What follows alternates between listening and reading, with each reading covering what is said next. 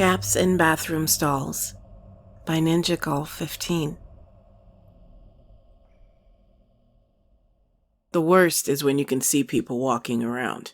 You think you're alone in a public bathroom, you lock yourself in a stall, ready to relieve yourself, and suddenly you hear the door open.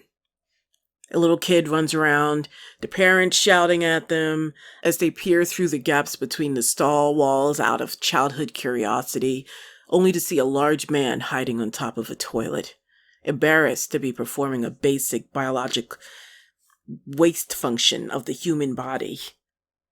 It's gross. I prefer to poop at home, but sometimes we don't get that choice. If I could have waited, I would have, but the coffee hit me the wrong way, and I rushed to the most disgusting, inhumane location of them all, a mall bathroom. There's some urine left on the toilet seat from the last guy who didn't pull the seat down before, and there's smears of feces on the ground and plastic walls.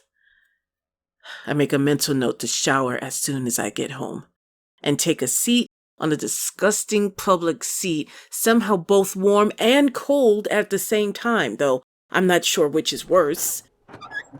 The door smashed open, and a couple rushed into the bathroom arguing. Great.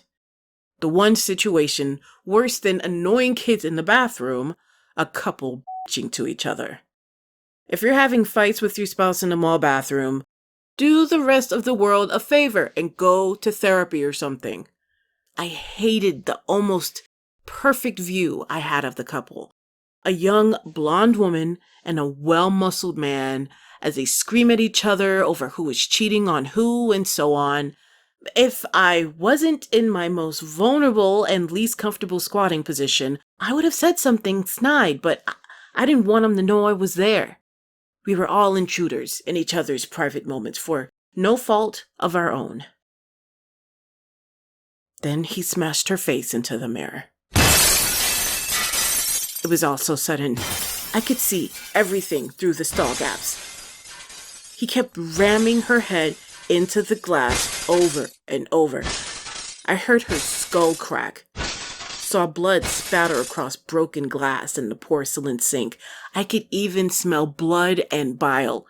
He hit her head so hard, her head was essentially mush when he was done. "You stupid," he roared. "Look what you made me do." Reality set in, and he began to look around himself to make sure there were no witnesses. I leaned back, hiding my legs. The gap in the stall felt like a bay window in that moment. The automatic flusher sensed my body moving and went off, flushing the toilet while I was still on it. I locked eyes with a dangerous stranger through the gap, and he started bashing on the locked door. They should really make these things more durable, or at least more private.